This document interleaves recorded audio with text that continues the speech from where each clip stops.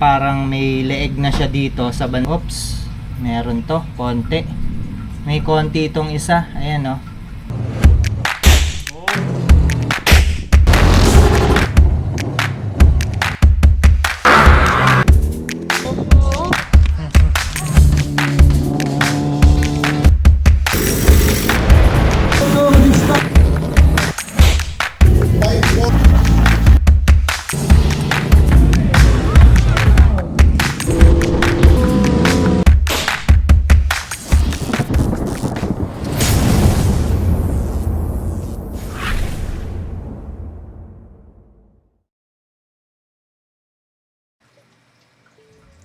Hello po, si Brian po ulit ito ng Kid and Dad Motovlog and welcome to another episode. Siguro it's time for our very first visit sa kanyang sa loob ng kanyang panggilid kasi recently parang napansin ko na medyo nagkaroon ng konting paghina yung kanyang hatak. So, hindi ko sure kasi siguro pwedeng ang reason din is baka sanay na tayo doon sa kanyang bilis kasi gano'n naman 'di ba lagi kapag may bago kang motor parang sa umpisa parang syempre dahil hindi mo pa siya kabisado parang nalalakasan ka pa sa kanya. And pag nasanay ka na, ayun parang feeling mo bumabagal na siya pero in fact may mga cases na same pa rin yung speed, same pa rin yung lakas ng makina but dahil sanay ka na nga doon sa kung paano siya nagbe-behave, paano yung takbo niya parang feeling mo bumabagal na siya. So pwedeng ganun din no. So para makasigurado tayo sisilipin na rin natin yung kanyang CVT. May possibility na baka may kanto na rin yung kanyang mga flyball, baka lumuwag na yung kanyang belt or iba pang reason kung bakit nagkaroon siya ng konting paghina sa kanyang takbo no. So yun yung find out natin for today and tingnan natin kung may palitin na ba dun sa kanyang mga panggilid. Yan. So for this process gagamit tayo kasi may nakita akong mga ano dito no, Allen bolt. Oh, yung mas maliit. Okay. So meron siyang Allen bolt dito, yung 4 mm yata ito. Check natin no. Just to make sure. Walang naka-indicate kung ano ang sukat nito. Pero mas maliit to meron. 4 nga. Yan. So 4 mm na Allen screw. Isa, dalawa. Ayan, isa, dalawa. Meron pa ba? Dalawa lang siya. Parang dito lang sa cover na plastic. So after nito, puro mga 10 mm na na bolt. Yan. So umpisahan na natin. Tanggalin muna natin itong mga plastic cover. Medyo matigas pa no, first time virgin. Ayan, so tanggalin muna natin ito. Bilisan natin lang hindi ko na rin po masyadong babagalan yung ating pagbaklas dito para makatipid din tayo sa space sa memory card. Ayan. So tabi lang natin muna yung mga pinagtanggalan natin. And ayan, makikita natin na puro ano na siya, 10 mm na bolt pati do sa pinagtanggalan natin ng plastic na cover. Ayan, puro 10 mm na bolt. Okay. So set up ko lang yung aking ratchet. 10 mm. Nasaan na yung 10 mm natin? Ito. Ano ba? 10 mm. Ayan, 10 mm. So gumamit tayo ng ratchet na 10 mm and ginamitan natin ng extension para maabot natin. Oh, sorry. Ayan, sorry, mali tayo, no? It's 8 8mm po yung kanyang mga bolts. Yan. So papalitan lang natin ng 8 and continue tayo. Grabe ang tigas. Bakit ganun? Ang tigas niyan, tigas sobra. Virgin.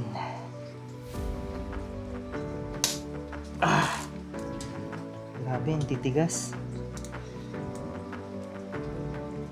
Yeah. Naririnig nyo po?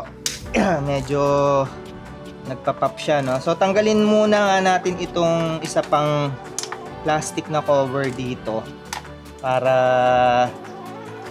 ma-expose na lahat ng pagtutornilyohan.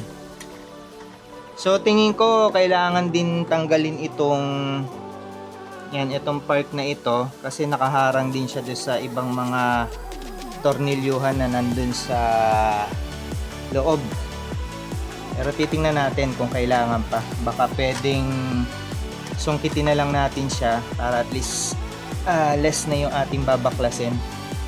Mas madaling ibalik. Okay, so yan, tanggal na yung kanyang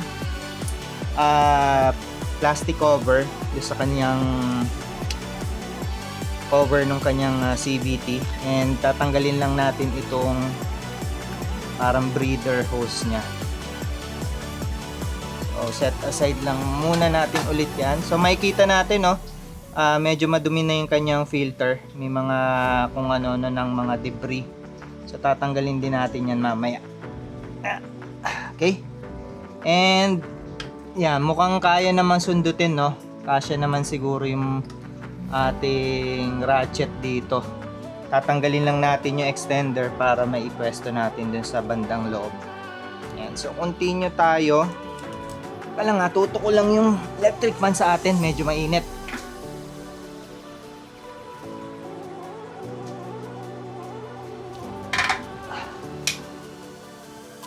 Yan.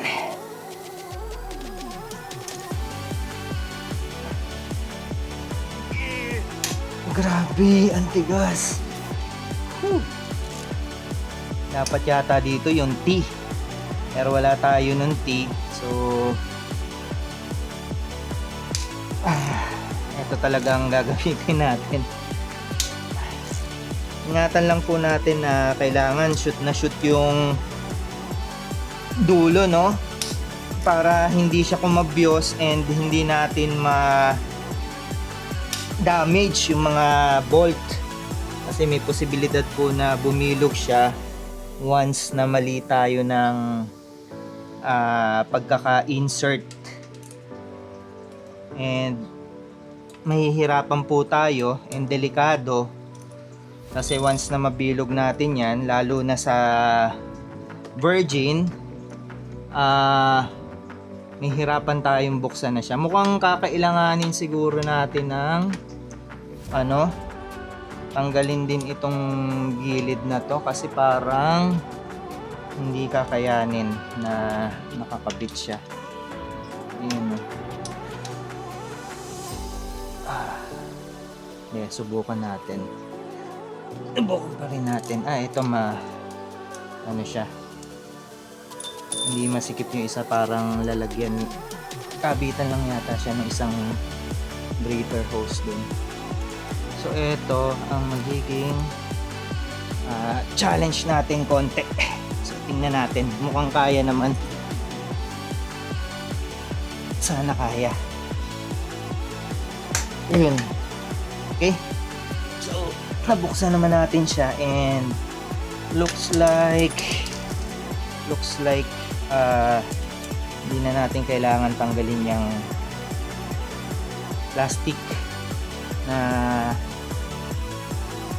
nakatakip doon sa pillion footrest.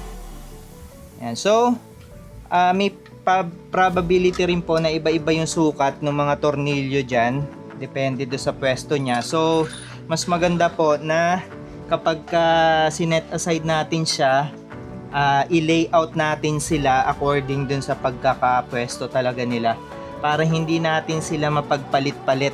Kasi sa tagal ko na rin pong nagkakalikot ng mga ganito, since 2-stroke days. Yung mga cover po niyan sa mga CVT, minsan iba-iba po yung sukat ng tornilyo. May mahaba, may maikse, and napaka delikado po na ayan no, kamukha niya no. Tingnan niyo po. 'Di ba? Ang layo ng difference nung kanilang haba. So pagka napagbaliktad niyo po 'yan, tapos kunyari ibabalik niyo na siya, naikabit niyo yung medyo maiksing tornilyo do sa mahaba pala dapat, may posibilidad po na masira natin yung thread. Kasi parang yung dulo lang kunyari yung kumakapit do sa thread, yung umabot do sa part na may thread na, and pag sikip natin dahil konti lang yung nakakapit do sa dulo, ayan no, ibang size na naman, sobrang haba naman. Yan, so yun, pag sinikipan natin tapos konti lang pala yung thread na nakakapit do sa dulo, do sa part na may thread, malaki yung posibilidad po na masira natin yung thread, mawala yung thread, ma-lost thread, as what majority of us knows it. Yan. So mas maganda na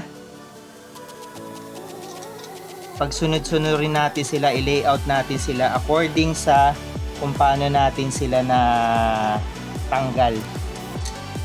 Ayan. So mamaya papakita rin natin yung ginagawa natin na pagkaka-layout sa kanila para at least maging reference nyo rin and magka-idea rin kayo kung paano natin ginagawa.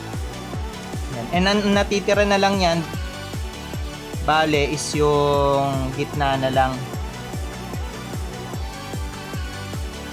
kaya hindi pa siya bumubukas. So itong gitna na lang yung natitirang humahawak doon sa mismo cover.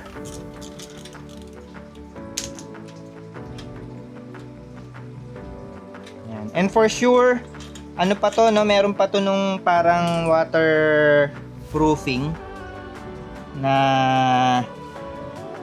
nando sa palibot ng cover para pagka nadadaan siya sa baha, hindi siya basta-basta papasukin ng tubig. Meron pa ba tayong hindi natanggal? Kasi ayaw pa niya or nakadikit kasi siya. Tignan natin napang nakadikit nga kasi wala na yun na yung lahat ito lang tingnan natin, balik tayo, silipin lang natin, gamit ako ng flashlight para makita natin kung may iba pang nakatornilyo.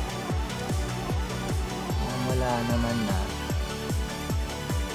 so malamang nakadikit lang siya. Oh yes, wala na. Sure? Yeah, sure, wala na. Yan. So siguro kailangan lang natin siyang, wala naman tayong rubber mallet or yung parang rubber na martilyo. So tingnan natin kung paano natin siya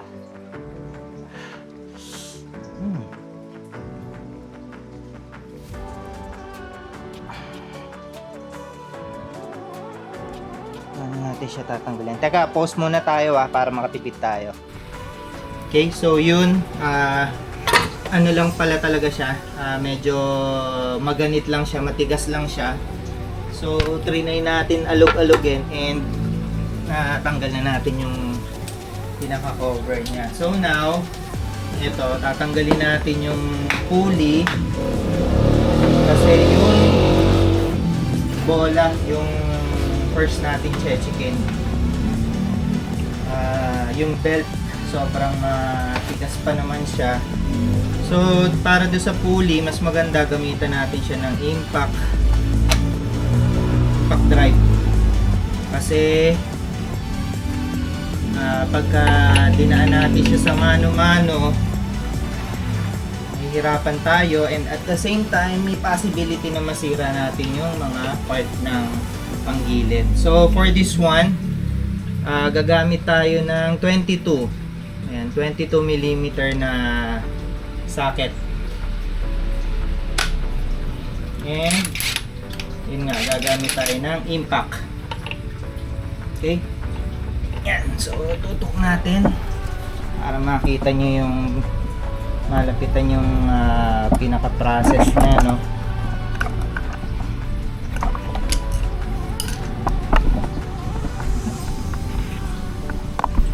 Talang pwesto lang natin yung ating camera para kitang-kita.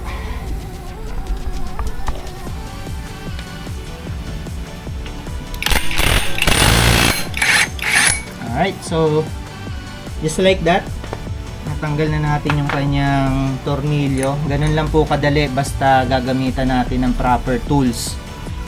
Ayan. And tanggalin natin yung kanyang drive phase. Check natin yung drive phase. Okay pa naman. Pero hindi ko alam kung kung ganito talaga siya, no? Kasi meron ako nakakapang parang may leeg na siya dito sa bandang pinaka loob. Paki-comment na lang po below kung ganyan ba talaga siya or nag-leeg na siya dahil sa paggamit. And tatanggalin natin yung belt. Yan. Ganyan muna natin yung belt para hindi siya makasagabal. And tandaan lang din po natin yung pagkakasunod-sunod po ng mga tinatanggal natin, no? Para hindi rin po tayo malilito pagbalik. Kamukha niyan. Pinakalabas yung nut, tapos may parang spacer siya na medyo makapal. And then, itong parang pinakagitna. Ayan, tandaan din po natin kung paano natin siya tinanggal. So, kung ito yung nandun sa pinakaloob, itong part na to, tandaan natin para pagbalik natin, yun uli yung ipapasok natin sa pinakaloob. And eto na yung ating pulley, tanggalin natin. Yan. Yun nga po, medyo may leeg siya, no, doon sa bandang parang loob. So paki-comment na lang po below, and magtatanong-tanong din tayo sa mga ATR 160 group or page sa Facebook if normal ba talaga na may ganyan talaga siya or nagasta na siya. Pero sa tingin ko mahinang klase siya, no, kung nagasta na siya in just 1,400 kilometers na tinakbo. So magkaka-problema tayo dyan pagka ganun nga yung case. Ibig sabihin hindi ganun kaganda yung quality ng mga materyales ng panggilid natin. Ayan, so eto na yung ating mga bola.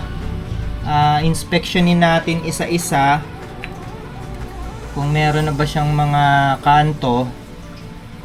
Mukhang wala naman. Isa, dalawa, wala ring kanto.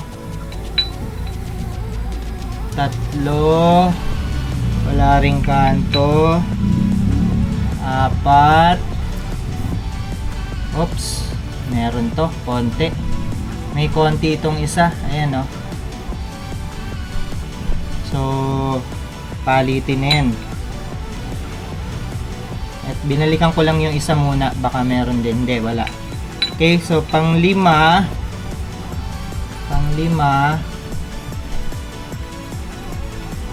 wala rin. And yung huli, wala rin. So isa lang yung merong kanto. Ba't kaya? Ayan, oh. Yun, no. Grabe, kapang-kapa ko siya, oh. So may kanto tong isa. Ang problema is hindi natin alam kung anong weight nitong stock na flyball. Yan. So parang may nabasa ako dati pero hindi ako sure. 17 yata. So titingnan natin kung 17 ba talaga siya. And sa tingin ko same lang din ito na sa mga Honda ADV, PCX, Click. So malamang same to. Yan. So lilinisin lang natin yung ating panggilid. Ayan, as we can see, sobrang dumi na rin niya, no? So gagamitan natin siya ng CVT cleaner. So ipo-post muna natin and balik tayo pagka nakuha na natin sa shop natin yung CVT cleaner natin. Ayun guys, so we're back. Meron po tayong good news, no? Kasi yan, doon sa mga nakakilala po sa atin personally, meron po tayong moto shop dati. Nag-operate siya nung pandemic, pero nag-stop din po tayo ng operation kasi medyo humina siya and sobrang dami na ng kompetensya. So, may mga parts pa rin po tayo na natitira dito na nakatago. And yun, habang nagkakalkal nung mga paninda natin dati, natagpuan po natin ito, oh. Ooh. MTRT pang Click 125 po. So pasok ito sa sa lahat naman ng platform ng Honda. Click 125, Click 150, 160 sa ADV, sa PCX. So pasok po ito, isa lang po yung sukat niya. Mas maliit siya and mas maliit din yung kanyang pinaka gitna. So hindi ko alam, baka magkaroon tayo ng problema. Yan, so update tayo, mukhang hindi muna natin ilalagay or isasalpak yung MTRT na pulley kasi ang laki ng difference nila sa laki ng bilog, malaki. And pag sumagad yung yung belt yung sa pinakaibabaw, parang feeling ko may possibility na lumabas itong itong belt. So pagtatanong muna natin kasi wala rin makasagot sa atin ngayon. So ipagtatanong na lang muna natin and ang gagawin na lang muna natin ngayon is lilinisin na lang muna natin itong panggilid and ibabalik na lang muna natin yung kung ano yung mga nakasalpak sa kanya.